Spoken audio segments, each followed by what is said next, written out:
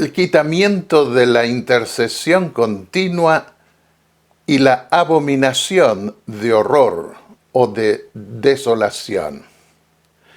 Ese es el tema que vamos a considerar hoy, especialmente al analizar los pasajes de la profecía de Daniel, el capítulo 11, los versículos 23 al 31. Cuando nosotros vamos a tratar de entender o interpretar la profecía de Daniel 11, nos encontramos que tiene muchos detalles que a veces, por no conocerse bien la historia, no se sabe dónde ubicarlos. Y quiero considerar en primer lugar unos pocos principios de interpretación que me guiaron para poder tener una comprensión más precisa, más específica de esta sección. En primer lugar, debemos aceptar el valor trascendente de la profecía, de la palabra de Dios.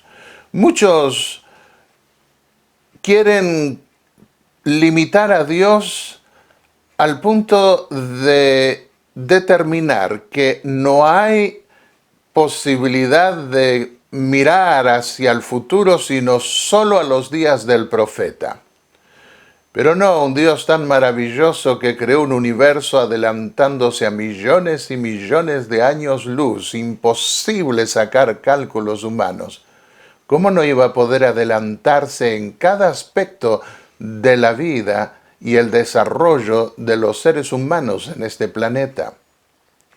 El segundo punto tiene que ver con el paralelismo con las visiones anteriores en los términos empleados. Hay ciertos términos hebreos que coinciden con otras visiones más cortas y que pueden ayudar a guiar en la selección de la escena histórica en consideración.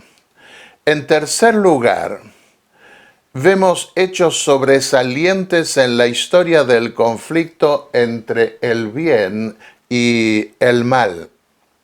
Esos hechos sobresalientes debemos nosotros considerarlos cuando estudiamos esta profecía. No buscarnos cosas aisladas, sino ver los grandes pincelazos que Dios escogió para señalar el desarrollo de la historia de ese conflicto entre el bien y el mal hasta su conclusión.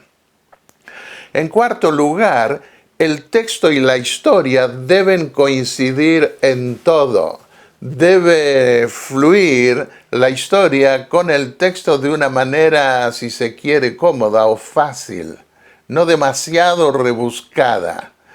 Y en quinto lugar, cuando se habla de rey del norte y rey del sur, tenemos que tener en cuenta que a menudo se refiere a reinos y no necesariamente a reyes. Si comparamos Daniel 7:17, donde habla de reyes, 4 reyes, después vemos en el versículo 23 que se refiere a un cuarto reino, es decir, está hablando de reinos. Y en sexto lugar, los hechos históricos se los juzga a la luz del Evangelio puro de Cristo. Nos identificamos con el pueblo fiel de la Biblia a lo largo de todos los siglos, no con esos poderes opresores que quitaron la libertad y el poder del Evangelio para recurrir a los poderes estatales e imponer sus dogmas, su religión.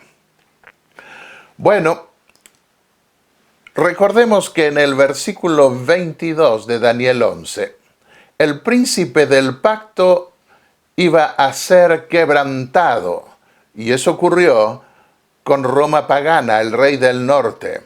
Pero también iba el rey del norte o Roma pagana a perseguir a sus seguidores, a quebrantarlos durante los 3 primeros siglos, como sucedió en los circos romanos, especialmente como el símbolo mayor de opresión cruel, sanguinaria de ese imperio pagano. El pasaje de Daniel 11:23 dice: Y después del pacto con él, con el príncipe del pacto, con Cristo, él, el rey del norte, el emperador romano, engañará y subirá. Hay un texto causal, como llaman los teólogos, que está en Daniel 8:23. Con su sagacidad hará prosperar el engaño en su mano.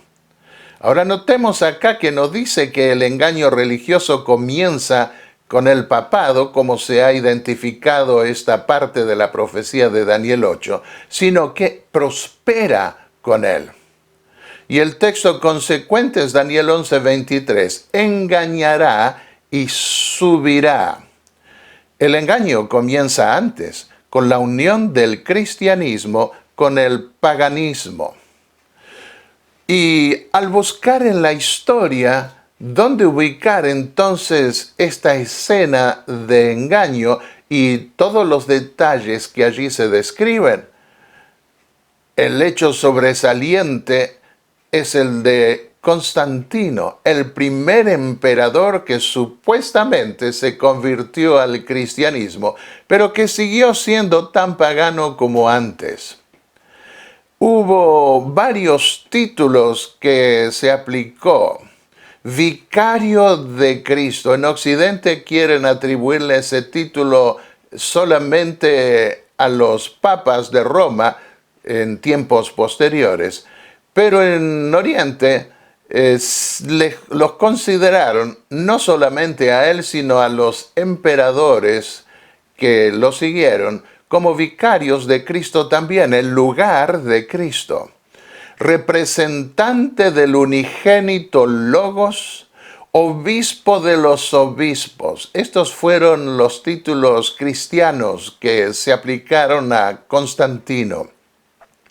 Escribió Elena de White en el libro Conflicto de los Siglos, páginas 53 y 54.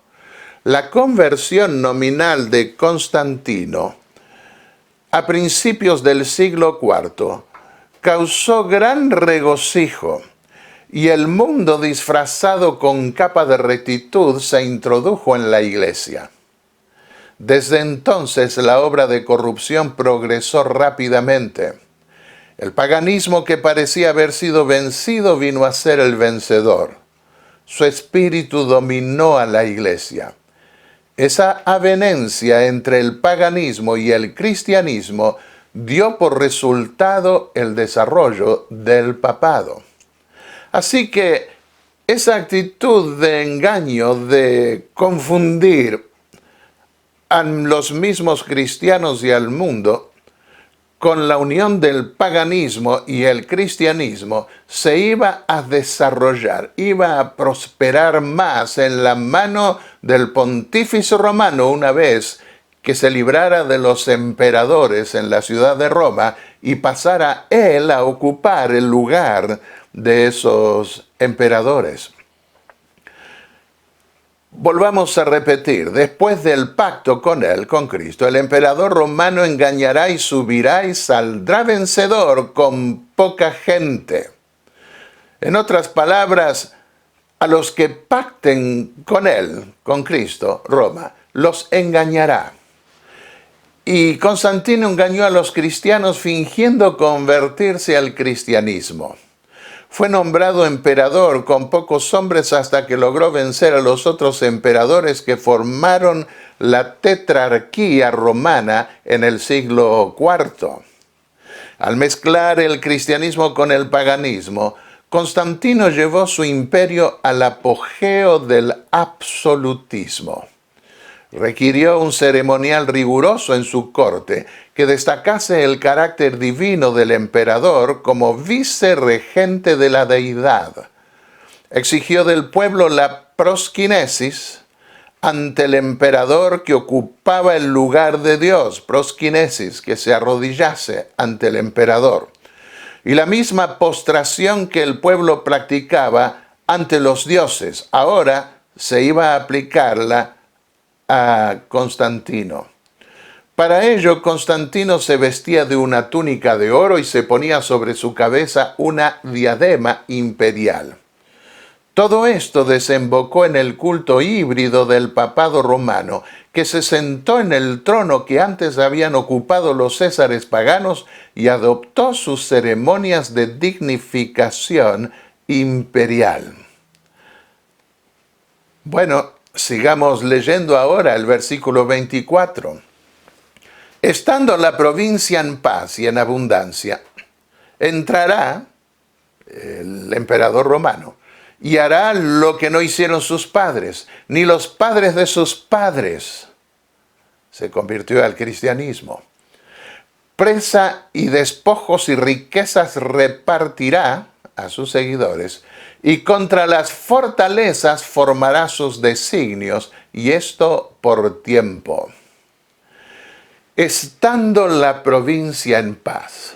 En el año 313 se dio el edicto de Milán, donde se declaraba la paz para los cristianos, algo que no habían hecho los emperadores anteriores. Y Constantino otorgó basílicas paganas a los cristianos, así como diferentes propiedades.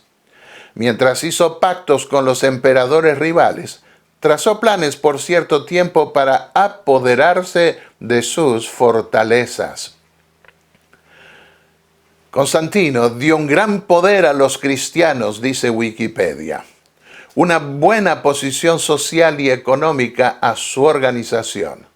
Concedió privilegios e hizo importantes donaciones a la iglesia, apoyando la construcción de templos y dando preferencia a los cristianos como colaboradores personales.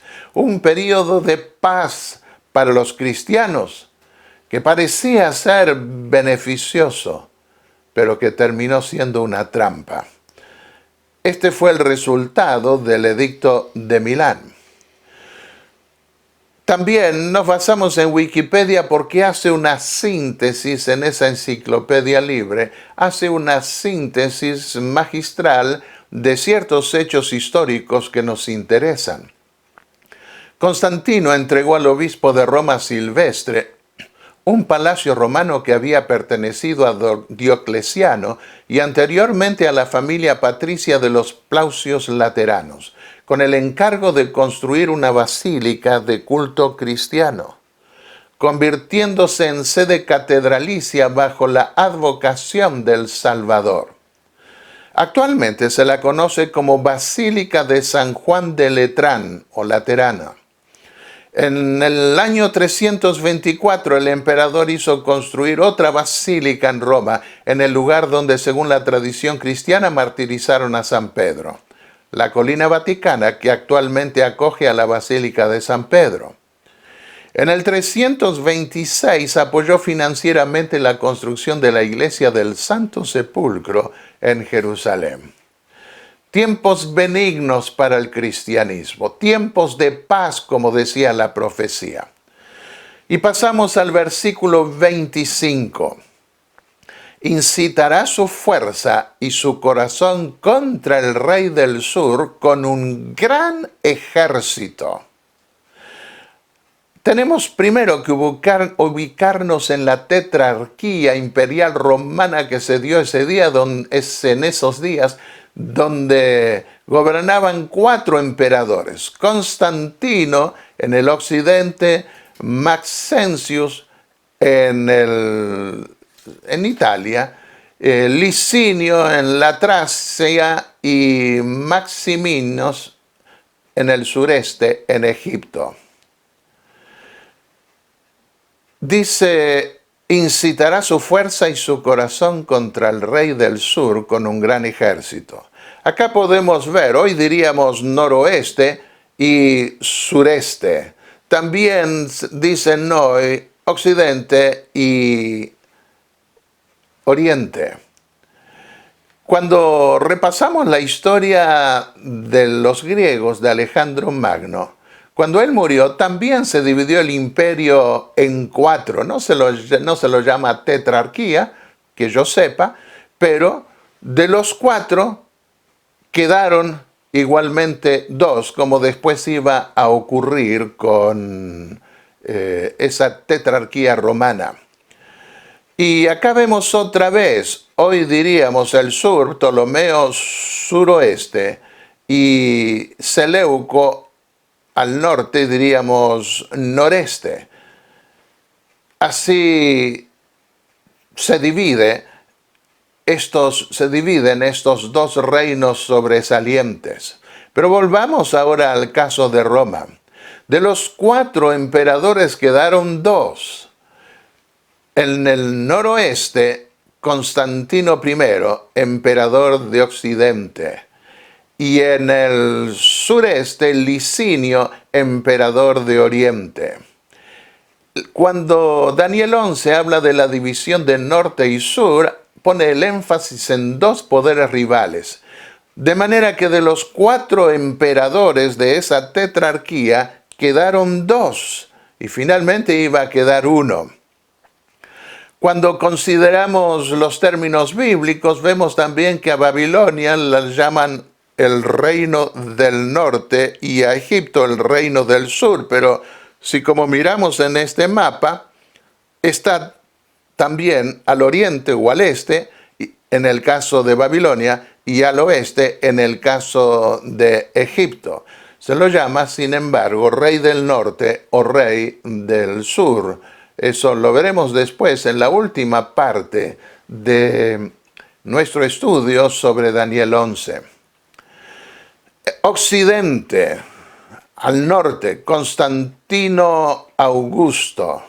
Si nosotros vemos la raya trazada en color café o marrón, para ir con los ejércitos debían subir y luego bajar hacia la zona del sur donde estaba Licinio Augusto.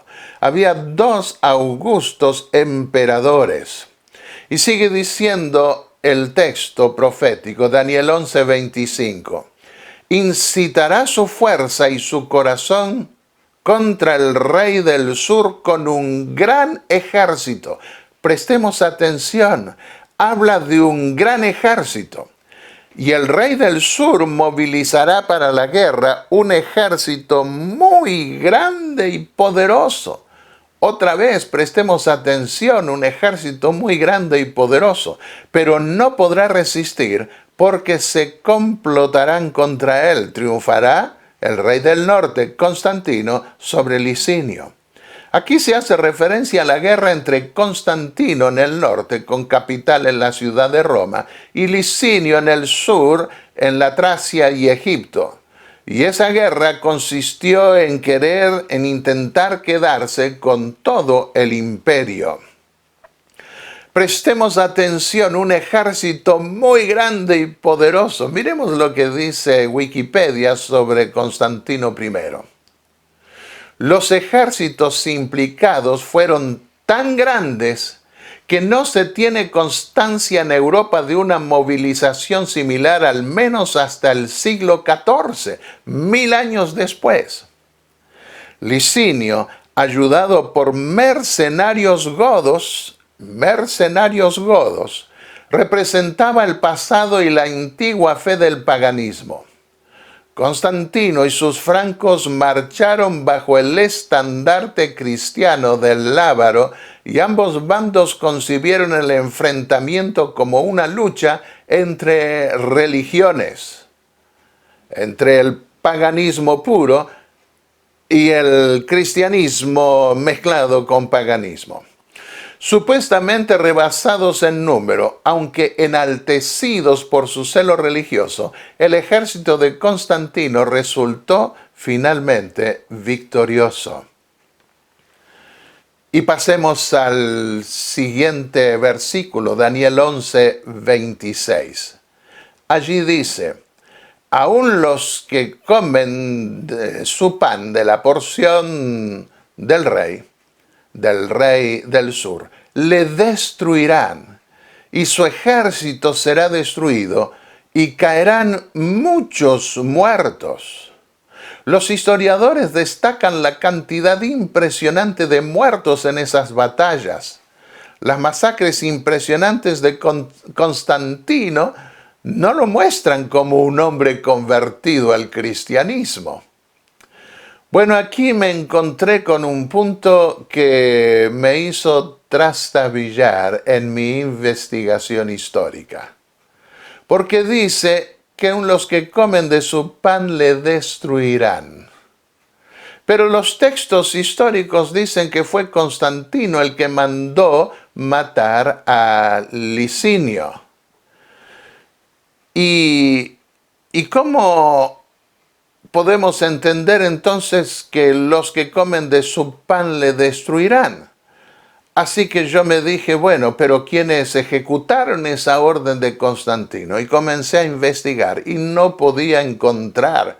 Pasé mucho tiempo hasta que de repente apareció un dato y ese dato dice, los godos mercenarios de Licinio lo ejecutaron por orden del vencedor Constantino.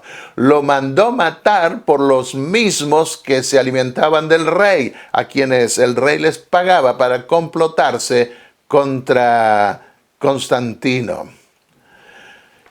Versículo 27. En cuanto a los dos reyes, en sus corazones maquinarán el mal, y en la misma mesa se hablarán mentiras, pero sin éxito, porque el fin vendrá a su tiempo. Bueno, cuando las fuerzas de Constantino triunfaron sobre Licinio, intentó Licinio escapar, pero fue cercado. Estaba perdido. Pero Licinio estaba casado con una hermana de Constantino. Y mandó a su hermana pedirle a su hermano entre lágrimas que le perdonara la vida a su esposo. Y luego vino Licinio y se tiró a los pies de Constantino y le pidió que lo perdonara. ¿Y qué hizo Constantino?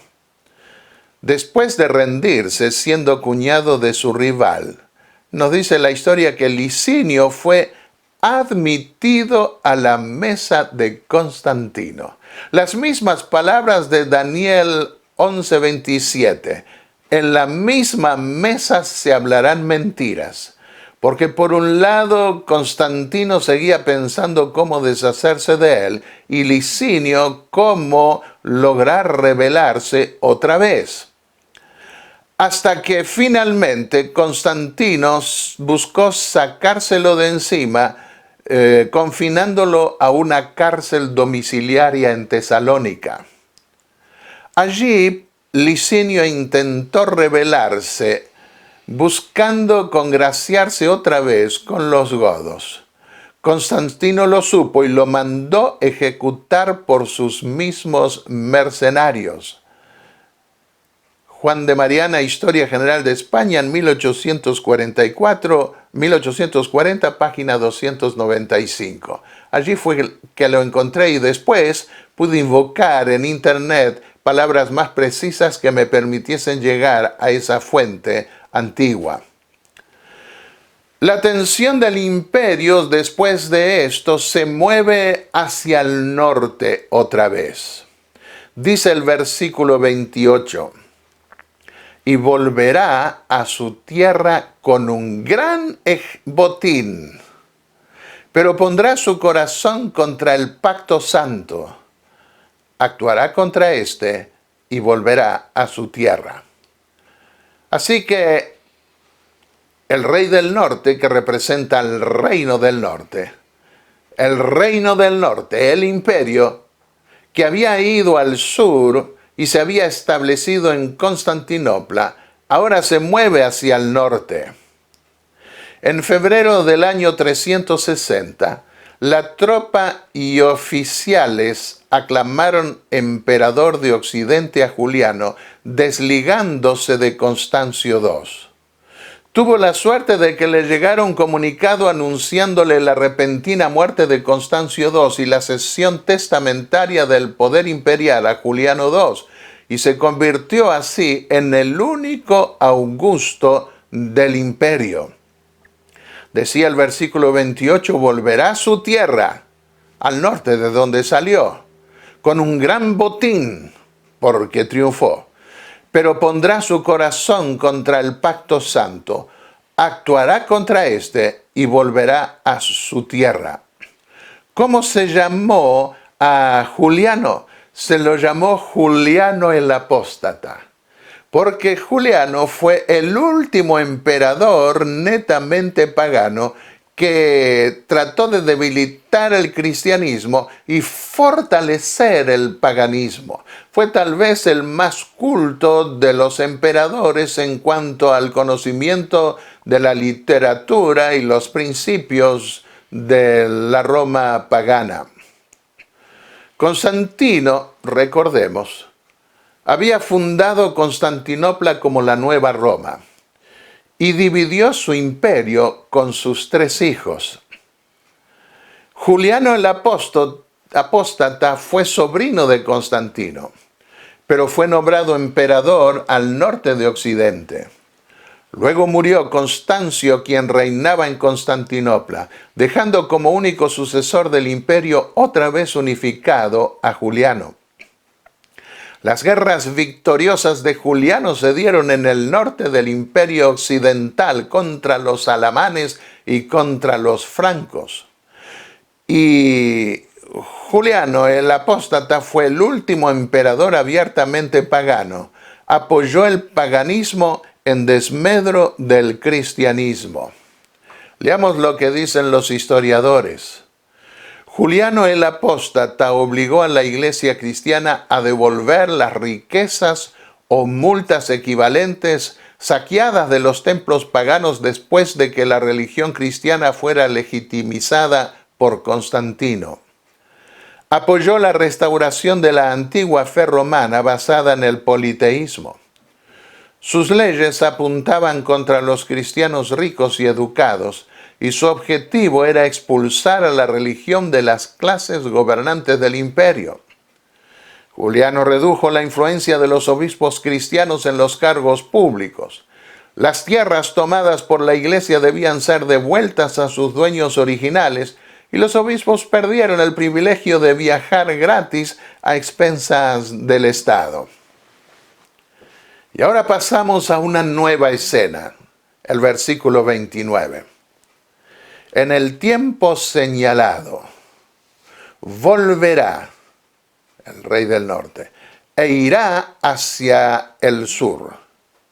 Y no es como el primero o el último. También se ha traducido esto, no es como la venida anterior o la última. Acá entra en escena un nuevo sistema de gobierno. Y con razón, con justicia, se ha identificado el punto de partida en este versículo del papado romano, que fue diferente de los emperadores anteriores. No es como el primero, o el anterior, o el último.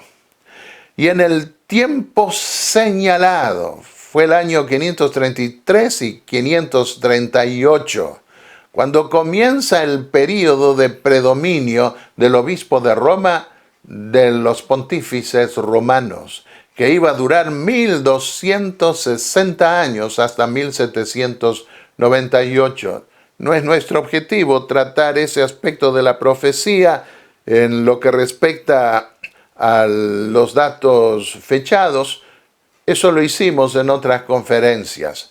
Pero aquí mencionamos esto. En el tiempo señalado. La autoridad papal sobre todo el imperio romano ahora se establece por obra del emperador de Oriente llamado Justiniano. Justiniano le sometió al pontífice romano, al Papa de Roma, todas las iglesias, como lo mencionó. Lo puso como cabeza de todas las iglesias. En el año 538, el Papa Virgilio mandó establecer la sanción pragmática que iba a regir la iglesia, el gobierno de la iglesia durante 1260 años iba a formar parte del libro canónico de la iglesia. Corpus Juris Civilis. Allí incluyó las palabras del emperador Juliano que lo establecían como cabeza imperial en lo que respectaba a la religión. Y le sometió el Oriente. En el 533 también le sometió al Papa los arrianos vándalos en el sur, y a Roma mismo la liberó en el año 538 y puso como papa a Virgilio. ¿Qué escribió el emperador? Nos hemos comprometido a unir todos los sacerdotes del este, del sur, y sujetarlos a la sede de su santidad. Tú eres la cabeza de todas las santas iglesias, por lo que nos comprometemos en toda forma a incrementar el honor y autoridad de vuestra sede. Este fue el edicto de Justiniano. Ahora, su venida al sur no es como las anteriores con ejército, sino con el apoyo del emperador en la influencia que ahora ejerce y en el primer lugar que ocupa en todo el imperio. Decretamos, dijo Justiniano, que el Santísimo Papa de la Mayor Roma es el primero de todo el sacerdocio y que el más bendito arzobispo de Constantinopla, al sur, la Nueva Roma, debe mantener el segundo rango después de la silla apostólica mayor de Roma. Constantinopla fue fundada por Constantino como la segunda o Nueva Roma. Pero ahora Justiniano establece al Papa aún por encima del patriarca de Constantinopla. Una vez que murió Justiniano, es interesante, el patriarca de Constantinopla equiparó la supremacía papal a la del anticristo que iba a venir y se rebeló contra esa hegemonía y supremacía del obispo de Roma. Bueno, podemos ver aquí cómo estaba dividido Imperio de Occidente y Imperio de Oriente, con Constantinopla de capital, aunque puede también interpretárselo como lo vimos recién, como reino del norte y reino del sur. El versículo 30 dice: porque vendrán contra él naves de Quitim, y se desanimará. Volverá y se enfurecerá contra el pacto santo y actuará contra él. Volverá, pues, y favorecerá a los que abandonen el pacto santo. ¿Cuáles son esas naves de Quitim? Originalmente esta fue una referencia a Chipre, siglos antes, pero pasó a representar las costas del Mediterráneo. Y esta es una referencia a los musulmanes que vinieron seguidamente. Decía el sultán Ibn Khaldún que los cristianos no pueden ya hacer flotar una tabla en el mar. Y el historiador belga Pirene dijo: el Mediterráneo occidental es un lago musulmán. Así que ahora el papado romano perdió sus contactos con Oriente debido a que el mar ya no le servía como acceso para llegar al Oriente y recibir poder del Oriente. Dice el pasaje que leímos, Daniel 11:30, que se desanimará el rey del norte, ahora el papado romano. Miren lo que escribía en el siglo VIII el Papa Juan VIII. La sangre cristiana corre, y los que se libran del fuego de la espada son llevados esclavos a un destierro eterno. no los iban a poder recuperar. Ciudades, villas, aldeas perecen y quedan despobladas. Los obispos dispersos no hallan refugio, teniendo que abandonar sus iglesias para que sirvan de guarida a las fieras. Ha llegado verdaderamente la hora de exclamar: felices aquellas cuyas entrañas son estériles y cuyos pechos no han amamantado. ¿Quién me dará rollos de lágrimas para llorar la ruina de la patria? La reina de las naciones, la madre de las iglesias, está desconsolada y solitaria. Oh, día de tribulación y de angustia, día de miseria y de calamidades. Se desanimará. Lo encontramos hasta casi en los mismos términos. Esto es lo que ocurrió por las naves de Kitim, las naves musulmanas que llegaron a predominar en el mundo mediterráneo y sumieron a Europa en un caos y en la oscuridad del medioevo. Y luego dice: volverá y se enfurecerá contra el pacto santo y actuará contra él. Acá se habla de intolerancia religiosa. Privado de la protección del emperador de Constantinopla, el papado se vuelca a la monarquía franca para protegerse. Ya no podía ir hacia el sur, vuelve. Al unir la religión con el Estado se vuelve intolerante, impone sus dogmas paganizados en los pueblos vencidos.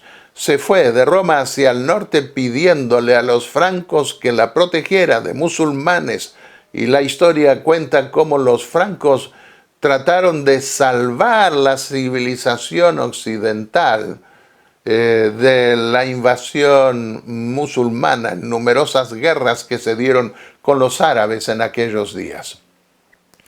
Y llegamos al versículo 31, que habla de la abominación de horror, y que se da cuando se establece el Sacro Imperio Romano. Dice Daniel 11:31, de su parte se levantarán tropas, profanarán el santuario fortaleza, quitarán la intercesión regular y establecerán la abominación de horror. Traduzco la intercesión regular. La mayoría de las versiones traduce el sacrificio continuo o el sacrificio regular. La palabra sacrificio está agregada. Y ese ministerio regular en el templo se efectuaba así, con el sacrificio que se sacrificaba continuamente cada mañana y cada tarde sobre el altar de los holocaustos. Pero también se refiere al ministerio del sacerdote en el lugar santo, frente al altar del incienso y en relación con los otros muebles del lugar santo. Allí intercedía el sacerdote por su pueblo. Por eso, teniendo en cuenta este contexto, traduzco aquí: quitarán la intercesión regular y establecerán la abominación de horror o de desolación. Escribió Elena de White: cuando la iglesia primitiva se corrompió al apartarse de la sencillez del evangelio y al aceptar costumbres y ritos paganos, perdió el espíritu y el poder de Dios. Y para dominar las conciencias buscó el apoyo del poder civil. El resultado fue el papado, es decir, una iglesia que dominaba el poder del Estado y se servía de él para promover sus propios fines y especialmente para extirpar lo que consideraban herejía. Templo fortaleza. ¿En qué consiste el templo fortaleza? El templo era toda una fortaleza que estaba muy protegido esa fortaleza muy protegida en Jerusalén. Era el lugar también dentro de esa fortaleza del templo se reunía el pueblo en el patio. E iban a profanar, en otras palabras, el templo espiritual ahora en la dispensación cristiana. Apocalipsis 11:12 proyecta para el futuro ese hecho diciendo: el patio ha sido entregado a las naciones o a los gentiles, las que pisotearán la ciudad santa por 42 meses. Así que se profana ese lugar donde el pueblo de Dios debía reunirse. El patio representa la tierra, y donde el pueblo se reunía para adorar a Dios, quien estaba dentro, en el interior del templo. La abominación de horror, aquí debemos poner el énfasis en esto, se establece antes del tiempo del fin. ¿Por qué tenemos que enfatizar esto? Porque en Daniel 12:11, según vemos abajo en la pantalla, dice: desde el tiempo en que se quite la intercesión regular y se ponga la abominación de horror, habrá 1290 días, símbolo de años. Esto se refiere a antes del tiempo del fin, pero hay algunos que quieren ponerlo al final de la historia humana. No, aquí vemos en el capítulo 11 de Daniel, versículo 31, dice que eso iba a ocurrir antes. No es sino en el versículo 40 que se habla del tiempo del fin. En el tiempo del fin, el rey del sur se acorneará, se confrontará con él. Y dice el pasaje de Daniel 8, versículos 11 y 12, se engrandeció hasta igualarse con el príncipe del ejército. Le quitó su intercesión regular y fue echado por tierra en lugar de su santuario. Aquí vemos también que el quitamiento de la intercesión regular o del continuo se da antes del tiempo del fin, porque el tiempo del fin comienza en Daniel 8:14 y lo dice claramente los versículos 17 y 19.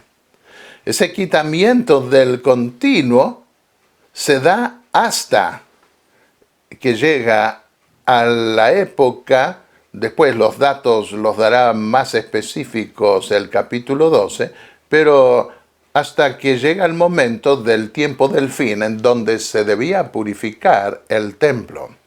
A causa de la transgresión, dice Daniel 8, versículo 12, le será entregado el ejército junto con la intercesión regular.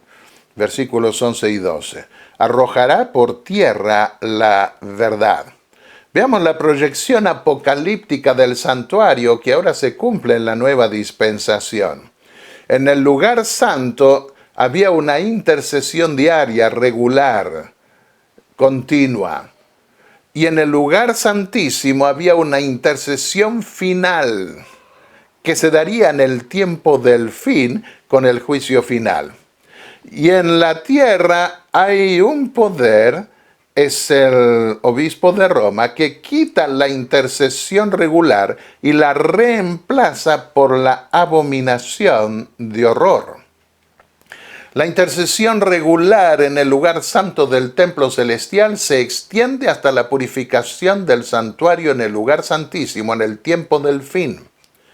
El quitamiento impostor de esa intercesión en el lugar santo mediante la imposición gubernamental de su reemplazo abominable dura 1290 años. ¿Hasta cuándo la visión? Dice Daniel 8:13. ¿Hasta cuándo la intercesión regular? ¿Hasta cuándo la rebelión de horror y el pisoteamiento del santuario del ejército? Hasta 2300 días, símbolo de años. Y el santuario será purificado hasta el tiempo del fin, cuando se da la intercesión final en el lugar santísimo, esta vez del templo celestial.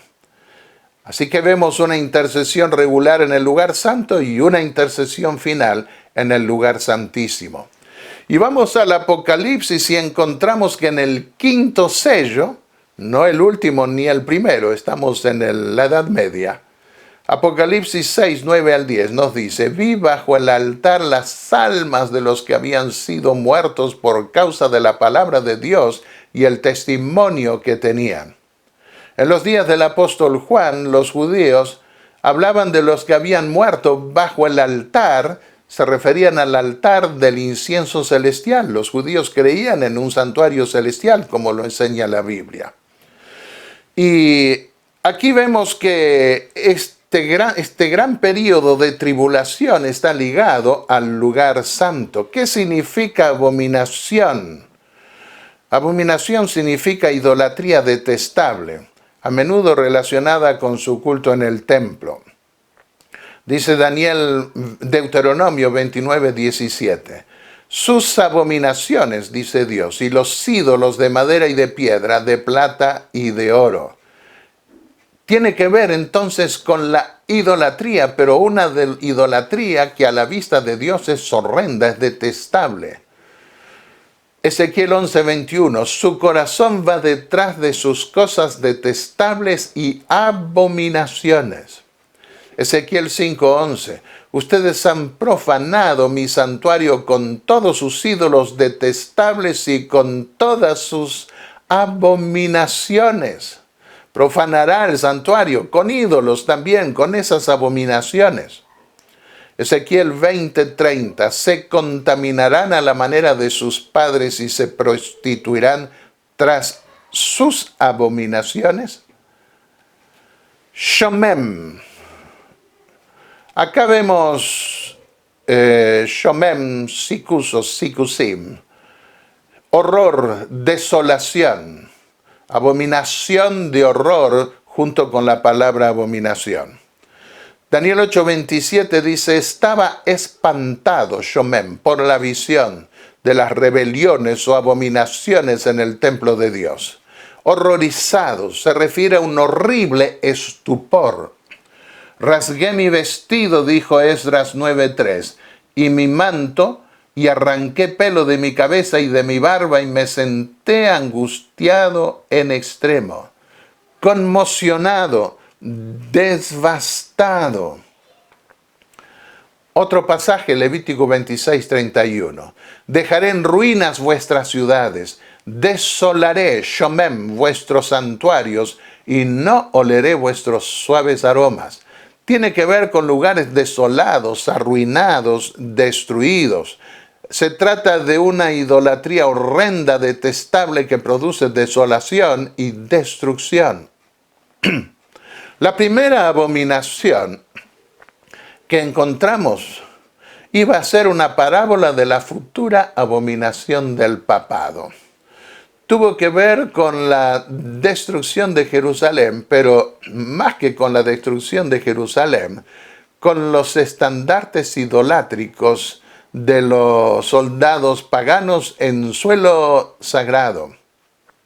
Decía Daniel 9:27, sobre un lugar del templo habrá abominaciones de desolación, plural, o que producen horror, hasta que la destrucción determinada se dé sobre el lugar desolado, es decir, sobre el templo o sobre la ciudad. Y hay dos abominaciones que encontramos. El culto imperial se veía en sus estandartes con la figura del emperador que era endiosado, semidivinizado. Y en la segunda abominación, bajo la Roma papal, no es ya el emperador, sino el Papa de Roma, el pontífice romano, el que es adorado, un culto papal. Se arrodilla la gente delante de él, le confiesa sus pecados como si fuera Dios, y aunque quieran decir que eso no es adoración, es un acto que tiene que ver con algo equivalente. Con respecto a la primera abominación, el emperador Calígula exigió que se lo honrase como Dios poniendo su estatua en el templo de Jerusalén en el año 40. Hubiera sido una terrible abominación para los judíos, pero murió antes de poder hacerlo. Jesús habló de la primera abominación y dijo, cuando vean Jerusalén rodeada de ejércitos, Lucas 21:20. Cuando vean la abominación de horror en el lugar santo, de la que habló el profeta Daniel, el que lee, entienda, Mateo 24:15. En el libro El conflicto de los siglos, página 29, escribió Elena de White, tan pronto como los estandartes idolátricos del ejército romano idólatra fuesen clavados en el suelo sagrado, que se extendía varios estadios más allá de los muros, los creyentes en Cristo debían huir. Y aquí vemos el estandarte romano con la figura del emperador. Pero después exigieron los papas que se hiciera lo mismo que requerían con los emperadores, que requería la prosquinesis o el inclinarse, arrodillarse delante del Papa. Y le pusieron títulos blasfemos que le corresponden solo a Dios, Santo Padre, su santidad. Además de incorporar todos los títulos imperiales, el Papa de Roma pudo establecerse de esa manera cuando cayeron los césares romanos. Y esa blasfemia continúa hoy. Vemos aquí al Papa Francisco sentado en un trono de mármol y con 2 querubines a sus lados. Isaías 37:16 decía, oh Señor de los ejércitos, Dios de Israel, entronizado sobre los querubines. Tú eres Dios, solo tú, de todos los reinos de la tierra. La segunda abominación estuvo marcada por la expresión, el que lee, entienda. Así lo entendieron católicos, también prerreformadores y reformadores. La abominación implicaría un culto o veneración al papado romano. Ustedes pueden ver una lista aquí de 13 autores de aquella época. En la Confesión de Fe de Westminster en 1646 y otros credos protestantes, se identificó al papado como el anticristo. El Sacro Imperio Romano se caracterizó por el gobierno del emperador en sumisión al Papa. En el nombre de Cristo, yo, Federico el Emperador, prometo, me comprometo y garantizo a la vista de Dios y el bendito apóstol Pedro que seré el protector y defensor de esta Santa Iglesia de Roma en todo lo que pueda serle útil. Cuando Juan Hus compareció ante el concilio y luego fue quemado vivo, dijo, seguramente aún en este día está la malicia, la abominación y suciedad del anticristo revelada en el Papa y otros de este concilio. Ahora los siervos fieles de Dios pueden entender lo que nuestro Salvador Cristo dio a entender al decir, cuando vean la abominación de la desolación de la que habló Daniel, el que lee, entienda. Y agregó, ay entonces de mí si no predico de esta abominación, si no lloro sobre ella, ni escribo acerca de ella. Al ser quemado en 1415, se expresó en términos semejantes, el papado es la abominación de la deificación propia en el lugar santo. El Papa y los cardenales llegaron a ser la abominación de la desolación, un colegio opuesto al humilde colegio de los apóstoles de nuestro Señor Jesucristo. Lord Cobham, cuando fue juzgado en 1453, al Papa no le debo tampoco ni la mano ni el servicio, dijo él. Él es el gran anticristo, el hijo de perdición, la abominación de desolación en el lugar santo. Leonardo Walter Brut, el altivo obispo de Roma, es el ídolo de la desolación que se sienta en el templo de Dios, quitando el continuo sacrificio de Cristo. Este ídolo debe ser revelado al pueblo cristiano por el testimonio de Daniel del que Cristo habló en el Evangelio, cuando veáis la abominación de desolación de la que habló Daniel el profeta. Trato a fondo estos temas con muchos más datos históricos en este libro que escribí, Los tiempos apocalípticos del santuario, confirmación bíblica, histórica y astronómica. Veamos ahora lo que dijo el reformador alemán Martín Lutero en el siglo XVI. Es el mismo lenguaje. El reino del Papa es una ira horrible de Dios, una abominación de desolación que se establece en el lugar santo, como dijo Cristo al hablar directamente de ello. El que lee, entienda. Cuán diferentes son los términos que hoy emplean los protestantes. Ha cambiado el tono. ¿Y a qué se debe? A una gran apostasía que llevará a la crisis final, de la que hablaremos especialmente al tratar la última parte de Daniel 11. Este pasaje de Daniel, escribió Lutero, con respecto a la abominación, se aplica también a nosotros, porque nosotros también tenemos en verdad una abominación de desolación real sentándose en un lugar santo, esto es, en la cristiandad y en las conciencias de los hombres, donde Dios solo debía sentarse y reinar. ¿Qué está haciendo el Papa? No se está sentando en el templo natural o casa de Dios, sino en el espiritual, en el templo nuevo y viviente del cual Pablo dice, si algún hombre destruye el templo de Dios, Dios lo destruirá a él, porque el templo de Dios es santo, el cual sois vosotros. 1 Corintios 3, 16 y 17. Así siguió diciendo Lutero, ustedes pueden ver si el Papa no es realmente la archiabominación de todas las abominaciones a quien Cristo y Daniel se refirieron, y el verdadero anticristo de quien está escrito que se sienta en el templo de Dios. Y él puede en verdad ser llamado una abominación de desolación. Nuestro texto se refiere no solamente a los judíos, sino también a nuestra abominación, al reino del Papa. Pero, ¿por qué se nombra al Papa a sí mismo un Dios terrenal? Siguió diciendo Lutero, como si el único verdadero y Dios todopoderoso en el cielo no fuese también Dios en la tierra. Esta es la abominación de la desolación que ha reinado hasta nuestro tiempo, pero que ahora ha sido revelada por la gracia de Dios. Y al Papa Leo le escribió, usted está puesto en este santo lugar, la cristiandad, por ninguna otra razón que ser la abominación de la que habló Daniel, que tiraría abajo la verdad y pondría mentiras en su lugar, y la operación de error.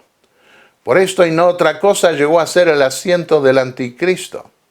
Daniel señala directamente al Papa, sigue diciendo Lutero, viendo al Papa como el anticristo, lo creo ser un diablo encarnado, una abominación de desolación que está en el lugar santo. Desolación, ruina, destrucción. ¿Cuántos cientos de miles y millones padecieron en la hoguera, en las torturas, decapitados de distintas maneras durante más de 1200 años? Confiesan a la gente en lugar de Dios cuando el rey Salomón en su oración inaugural de su templo dijo, solo tú, en referencia a Dios, conoces el corazón de los hombres. Desnudan los pecadores el alma de rodillas ante un ser humano falible. La herencia blasfema del papado que recibió de los príncipes de este mundo, Egipto, Babilonia, Persia, Grecia y Roma, no cambió hasta hoy. Está aún en pie. Pablo y Bernabé rechazaron el intento de ser venerados como dioses. A Jesús el diablo lo llevó a una montaña muy alta y le mostró los reinos del mundo y su gloria. Todo esto te daré, le dijo, si te postras y me adores. Este es el problema de Satanás y de los príncipes de este mundo. Quieren que no se discuta sus opiniones. Quieren que todo el mundo se postre ante ellos, que lo reconozcan como superior. Pero Jesús no cayó en esa tentación. Sin embargo, los pontífices romanos, unos siglos después, que pretendiendo ser su vicario, codiciaron el poder temporal y político. El apóstol Juan cuenta al ver esas grandes visiones que recibió. Caí a sus pies para adorarlo, al ángel. Pero el ángel me dijo, no lo hagas, porque soy consiervo contigo y con tus hermanos que tienen el testimonio de Jesús. Adora a Dios. Mateo 4:10, Jesús le dijo a Satanás, quítate de delante de mí, Satanás, porque está escrito, al Señor tu Dios adorarás y a Él solo servirás. Queridos amigos y hermanos que están mirando o escuchando este mensaje, yo quiero decirles que solo me postraré ante mi Creador y mi Redentor, porque Él es Dios. Solo ante Él debo postrarme. Y siendo que Él me redimió, lo haré con gusto, me tiraré a sus pies, lloraré a sus pies. Porque Él es mi Salvador también.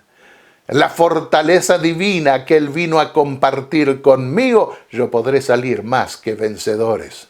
Apocalipsis 15:4 dice, ¿quién no temerá tu nombre, oh Señor, y te glorificará? Porque solo tú eres santo. Santo Padre, título exclusivo de Dios. No se lo demos a ningún otro. Que ninguna otra persona pretenda apropiarse de ese título, porque eso es ser blasfemo. Pero a mi Dios y a mi Salvador los adoraré por toda la eternidad. ¿Quieres tú también hacerlo? Que así sea. Amén. Oremos. Padre y Dios Santo que estás en los cielos, ante ti nos inclinamos sabiendo que tú eres el único digno de nuestra alabanza, de nuestra adoración. Queremos pedirte que dirijas nuestra vida y al contemplar en grandes bosquejos y pincelazos la historia del gran conflicto entre el bien y el mal, en este caso en la profecía de Daniel 11. Queremos pedirte, Señor, que abras nuestra mente, nuestro entendimiento, para saber en qué momento estamos viviendo y cuán pronto está el día en que podremos morar para siempre contigo en tu reino. Ayúdanos a vencer, te lo pedimos en el nombre de Jesús, nuestro Salvador. Amén.